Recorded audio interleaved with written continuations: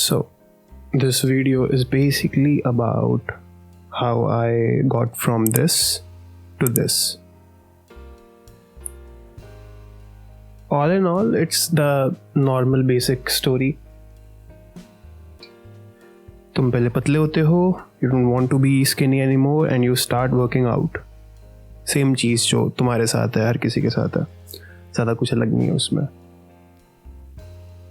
The only difference in this story is I did it without the use of any supplements, whey protein or non-vegetarian food.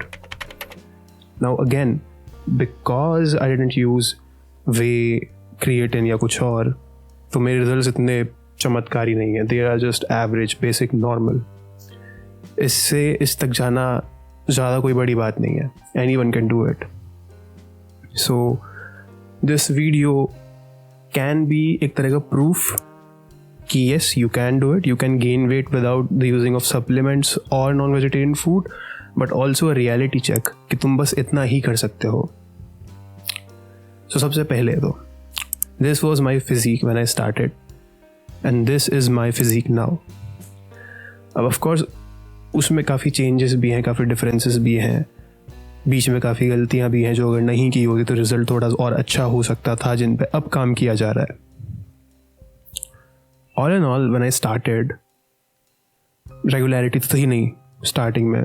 बचपन में मतलब 11th के time पे किया था 3 महीने gym, then I left it, then again I started in 12th, then I left it and then college से I started regularly hitting the gym. और अभी 2.5 साल कुछ हो गए हैं मुझको करते हुए वो चीज़.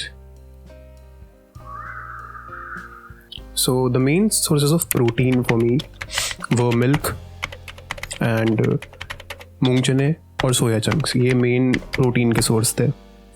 उसके अलावा पनीर थोड़ा वही कॉस्टली एंड पे आ जाता है और रेगुलरली उसको कंज्यूम करना भी थोड़ा मुश्किल रहता है. सो इन सोर्सेस के साथ ही जो भी मेरा चला है जर्नी वो चला है.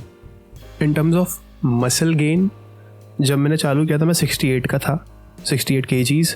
उसके बाद लीन मास ही आया, मेरे कभी भी फैट नहीं आया लकीली. 68 से I went to 72 and now I am 75 और मैं 80 हिट करना चाहता हूँ without the use of creatine, whey protein और एनी सप्लीमेंट्स और non vegetarian food. Now again milk dairy product है तो पूरा नॉन वेज नहीं है ये डाइट, कुछ हद तक है. So you will see an example of my diet, क्या मैं कंज्यूम करता हूँ एक दिन में, आपको भी दिख जाएगा. So if you want to follow this you can. बस एक दिक्कत है. दिक्कत ये है कि इस डाइट में to get around enough protein बहुत ज़्यादा कैलोरीज कंज्यूम करनी पड़ती हैं. 2700-2800 कैलोरीज कंज्यूम करने के बाद मुझे वो दिन का प्रोटीन इंटेक पूरा होता है. अब मेरी जो हाइट है, मेरी हाइट से मेरा मेंटेनेंस कैलोरी एक दिन का, यानी उतना कैलोरीज जिसको मैं खाऊं और मेरा वज़न ना बढ़े ना घटे, इज़ अराउंड 2300, 400, 500 ऐसा कुछ है. एक नंबर लेना तो 2500 कुछ का है मेरा मेंटेनेंस कैलोरी दिन का, if I am working out regularly. अब अगर मुझे वेट गेन करना है तो मुझे 2800 से लेकर 3000 तक कैलोरीज खाना पड़ेगा.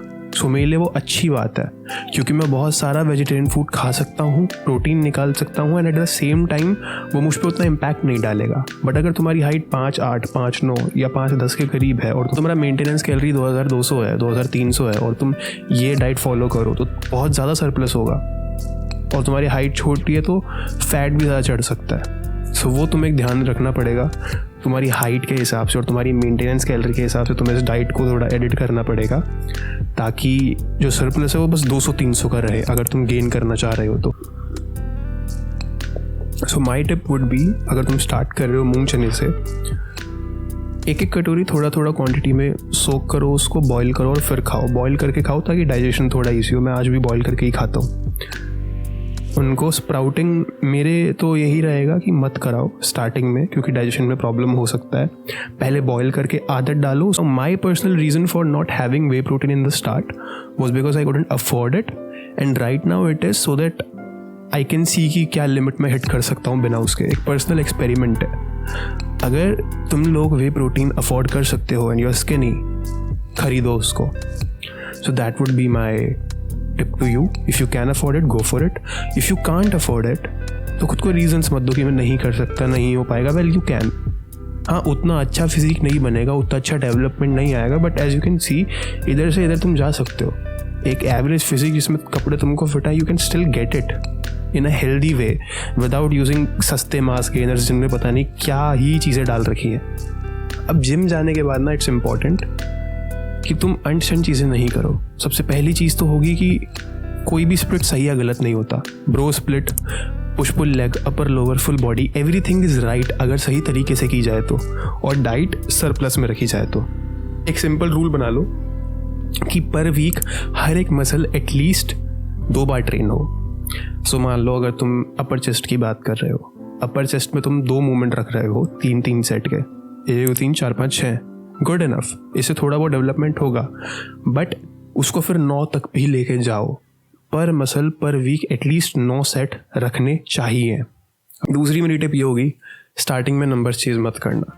स्टार्टिंग में डेड लिफ्ट, बेंच या स्क्वाट, इन पे ज़्यादा वो मत करना कि मुझे हैवी उठाना है। स्टार्टिंग में नॉर्मल रखना। कंपाउंड लिफ्ट्स अगर कर रहे हो, light weight, light reps, so that your core get stronger and you get an idea of form. Starting में if you start lifting heavy in deadlift, squat and bench press, ज़्यादा chances है कि तुम muscle imbalance create करोगे, गलत form रखोगे।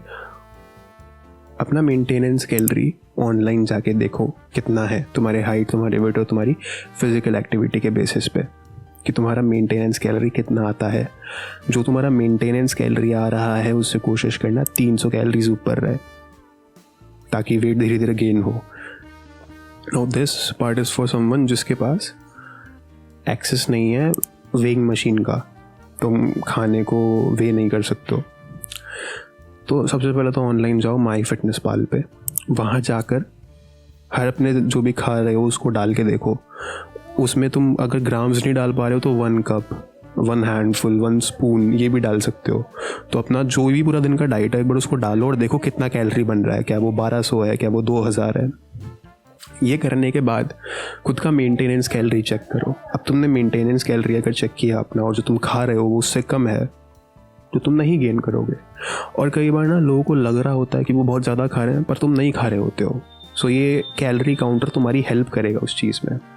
अब मान लो तुमने कैलोरी काउंट कर ली अपने खाने की और तुम्हें लग रहा है सरप्लस है, पर तुमने 3-4 हफ्ते वो खाना खाया और तुम्हारा वजन नहीं बढ़ रहा है, तो एक मील का पार्टीशन बढ़ा दो। जैसे अगर तुम 1 कप मूंगफली ले रहे हो तो अब आधा कप और लो एक्स्ट्रा। उसके बाद वापस 3 हफ्ते वो डाइट चला के देखो।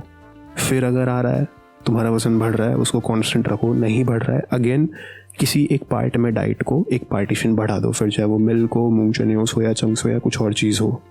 एक और गलती जो तुम कर सकते हो वो ये है कि thinking that you are working out enough while at the same time you are not working out enough. So एक ना स्पेसिफिक मीटर रखना। अब मेरा टेक्निक इस चीज़ के लिए ये है कि मैं मेरे हर मसल के लिए पहले 2 एक्सरसाइजेस चूज़ करता हूँ। जैसे चेस्ट के लिए बेंच प्रेस और इंक्लाइन बेंच प्रेस, बैक के लिए लैट पुल डाउन और डंबल रोज, क्वाड्स के लिए एक्सटेंशन और लेग प्रेस। जब मैंने हर एक मसल के लिए 2 एक्सरसाइज सिलेक्ट कर ली, मैं एक ऐसा प्रोग्राम बनाता हूँ जिसमें मैं हर एक मसल को वीक में 2 बार हिट करूँ 10 हफ्तों के लिए। वीक 1 में जो भी मैं वेट, रेप या सेट ले रहा हूँ, वीक 10 तक किसी एक चीज़ में बढ़ोतरी होती है। या तो मैं सेट ज़्यादा ले रहा होता हूँ, या तो मैं रेप ज़्यादा ले रहा होता हूँ, या मैं बहुत स्लो एसेंट्रिक और कोसेंट्रिक कर रहा होता हूँ। इसका मतलब ये मतलब है कि तुम 10 वीक का अपना हिसाब बना लो कि मैं एक साइकिल चलाऊंगा 10 वीक का वर्कआउट का और डाइट का, जिसमें मैं 300 के सरप्लस में हूँ और मैं हर एक मसल को 2 बार ट्रेन कर रहा हूँ। उस 10 हफ्ते के लिए एक्सरसाइजेस चेंज मत करना। जो चुन ली वो चुन ली, 10 हफ्ते के लिए वो करो।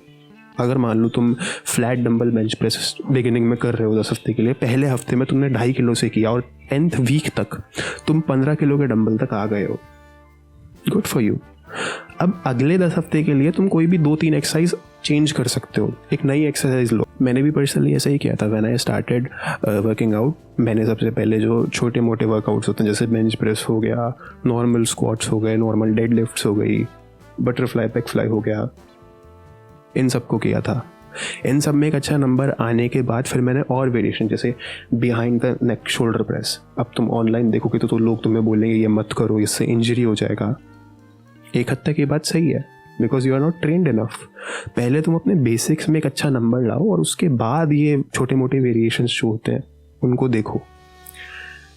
एंड अगेन, कोई भी एक्सरसाइज सही या गलत नहीं होती है. अगर तुमने अपने स्टार्टिंग के 10 वीक के साइकिल में एक ऐसी एक्सरसाइज चूज करी है जो कोई और नहीं करा, तो बुरा मत फील करो. डू इट, उसमें अच्छा नंबर लाओ, उसको बढ़ाओ, उसका सेट रेप, उसका वेट बढ़ाओ और आगे बढ़ो. Don't look at other people around you कि वो क्या कर रहे हैं. तुम्हारी फिजिक है, तुम्हारी मसल्स हैं, तुमको देखना है तुम किस चीज़ में लैक कर रहे हो और उसको अच्छा करना है. If you are watching this video, अगर तुम सुन रहे हो मुझे, आई गेट कि तुम इनसिक्योर हो खुद को लेके. तुम कपड़े पहनते हो, तुम टी शर्ट्स में खुद के आर्म्स को देखते हो, नहीं दिखता है कुछ. And I have been there. But please please please उस इनसिक्योरिटी में बंध के रुक मत जाओ. If you are so insecure, do something about it. I remember when I started, मुझसे मूंग चने ठीक से खाए नहीं जाते थे. बट आई अंडरस्टूड कि it is either that or staying the same. और मुझे सेम नहीं रहना है, इवन आज भी. एंड इसलिए मैं पुश करता रहता हूँ. एंड वही मैं तुम्हें सजेस्ट करूँगा. आई टोटली गेट कि life has not been good to you, people have not been great to you. बहुत सारी चीज़ें हैं जो तुम्हारे साथ गलत हुई हैं, बट अब कंप्लेन तो नहीं करते बैठे रह सकते हैं ना.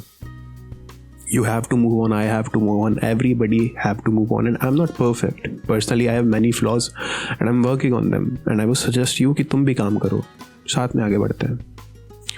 So best of luck for everything that you're going to do. Connect with me on this channel, share this video. कुछ भी तुम्हें पूछना है, comment, I will create a video on it. Workout variation, कोई एक सर्टेन मसल तुम्हें train कैसे करनी है, या फिर कोई भी तुम्हारे सवाल है. Thanks a lot.